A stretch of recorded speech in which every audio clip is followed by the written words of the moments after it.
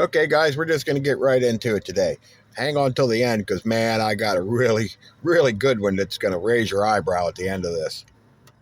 There's some things we need to talk about, guys. It's getting worse. So, Iran launched a missile on Sunday that had the ability to maneuver and dodge the interceptors. So, they've thrown all their old junk at us and us in Israel at the beginning here, and now they're starting to get into their better stuff. And of course, President Trump gave them 5 days to open the Strait Hormuz, which ends right after the stock market closes on Friday afternoon. Isn't that convenient? Just in time for the elites and all those to get in the stock market, drive the prices up, cash out, and wait for it to crash. Very convenient. And in the middle of the largest energy crisis in history, the largest oil refinery in Texas had an explosion last night, which they said was an accident. Maybe it was an accident, I don't know, but the timing seems awful convenient. Think your gas prices are bad now? Better hold on to your hat. And as our energy decreases, there's going to be shortages. Look at Sri Lanka. Now, Sri Lanka's done some very interesting things this week. They introduced a digital ID that you must have in order to get your fuel ration. Yes, that's right, they are rationing fuel. Not only that, but they've cut their work week down to 4 days a week. On Wednesdays, you're not allowed to drive. Guys, that's coming here. That's coming, I'm telling you. Now, some of you are probably saying, oh, hey, all right, I could use an extra day off. Well, you know what? In this economy, I can't afford to take an extra day off. If you can, then hey, good for you. I'm happy for you. But there's no way. And of course, in our country, I'm sure that our bosses are not going to say, oh, well, since you can't drive on, let's say, Wednesday, you can just stay home. No, that's not going to happen. They're going to say, listen, I don't care if you have to sprout wings, you better be here. So guess what? You better have a plan for that. You better figure out how you're getting to work or what you're doing on the days that you can't drive. Me? I got a big 15-passenger van. I'm going to throw the air mattress and the solar generator and a cooler and the little propane camping grill in the back, and I'll just come to work on Tuesday and go home on Thursday. Be like a little camping trip. Now, yeah, I'd rather be home with Mrs. OVP and the dog and things like that, but hey, we got to do what we got to do. So you better make a plan for this.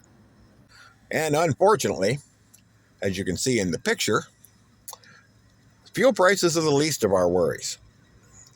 I talked yesterday about the big heat wave that's going through the West and through all of the farmland, saying the worst thing since the Dust Bowl in 1930. So you compound that on top of the fact that we're having a major fertilizer shortage due to this war. There's going to be food problems, okay? There's going to be shortages. There may be food rationing. I don't know. But you better be stocking up on food, okay? You better get some shelf-stable stuff, whether it be canned food, freeze-dried, whatever you can get, and start stocking up, because I'm telling you, you're going to need it. Now, you know I don't like to be the bringer of doom here, but boy, I'll tell you what, it's looking kind of doomy. And did you think the whole Venezuela thing was over? Well, it's not. So today they released a list of 60 U.S. senators tied to millions in bribes from Venezuela. And yeah, the list is pretty long. I got it here in front of me. I'm not going to go through the names, but yeah. So they're still doing the things, man. They're still scamming us out of our money.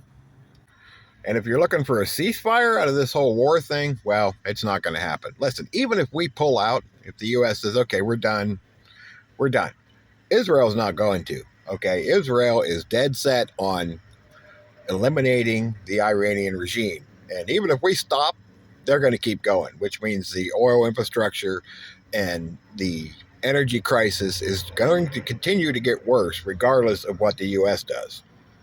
And if all that wasn't bad enough, we've had 3 major, large, visibly during the daytime meteors explode over the U.S. in highly populated areas in the last week. The one March 17th over the Cleveland area. We had one March 21st over the Houston area. And yesterday in California. Now, meteors come into the U.S. every day. However, to see a large meteor explosion in the daylight hours over a major populated area is very rare. And to have 3 of them in a week is probably just about unheard of. Remember the movie Don't Look Up? Is there something they're not telling us? Because none of these came with any warnings at all. And I thought they were watching this stuff. And there was no warnings, no nothing. So I don't know if there's something coming our way that they just decided, well, you know what, we don't want to ensue any panic, so we're not going to tell them. I don't trust them to tell us stuff like that. I don't think anybody else does either. So, yeah, something you might want to just keep an eye on. And okay, and now to something that's, well, raised my eyebrow. This actually came from Hudson Valley during his Too Soon to Tell Tuesday live stream he did about noon today. So if you didn't see that, go check it out.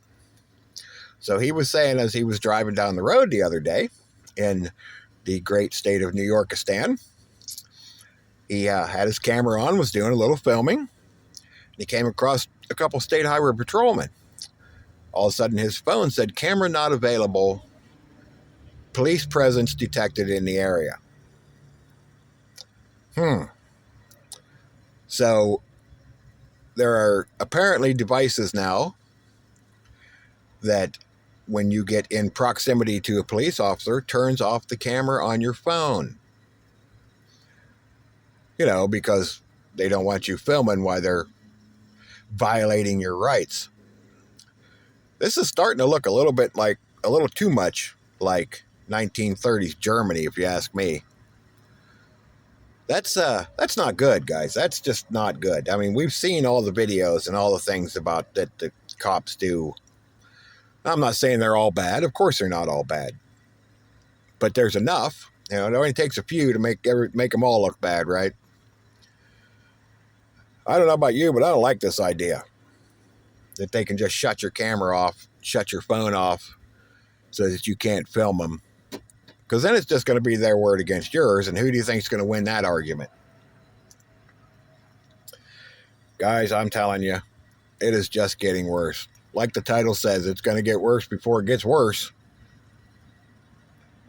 Man, listen, keep prepping, okay? Stock up on food, stock up on water, stock up on fuel. If you need heating fuel for the winter, get it now. I know most people wait till fall. Don't wait till fall.